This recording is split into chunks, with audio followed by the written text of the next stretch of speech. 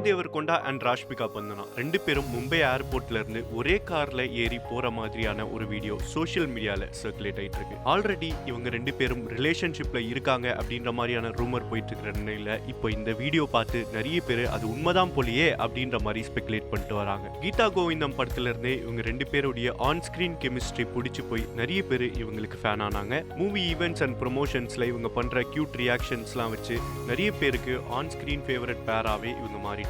சில வருடங்களாவே இவங்க 2 பேரும் ரிலேஷன்ஷிப்ல இருக்காங்க அப்படின்னும் 2 பேரும் டேட் பண்ணிட்டு வராங்க அப்படின்ற மாதிரியான ரூமர்லாம் போயிட்டு இருக்கு. கெரியர் வைஸ் 2 பேருமே சப்போர்ட்டிவா இருக்கிறதுல இருந்து 2 பேருடைய திரைப்படங்கள் வரும்போது விஷ் பண்ணி மனதார வாழ்த்துக்கள் சொல்றதுல இருந்து அண்ட் அவங்களுடைய பர்த்டே போஸ்ட்ல கூட 2 பேரும் சிமிலரா ஒரே லொகேஷன்ல இருக்கிற மாதிரியான போட்டோஸ் கூட நம்ம பார்த்திருக்கோம். ஸோ அவங்களுடைய பர்சனல் லைஃபை பிரைவேட்டா வச்சிருக்க விரும்புறாங்களோ, அதனாலதான் பப்ளிக்கா அவங்க அனௌன்ஸ் பண்ண ஆசைப்படலையோ அப்படின்ற மாதிரிலாம் கூட ஃபேன்ஸ் பேச ஆரம்பிச்சிட்டாங்க.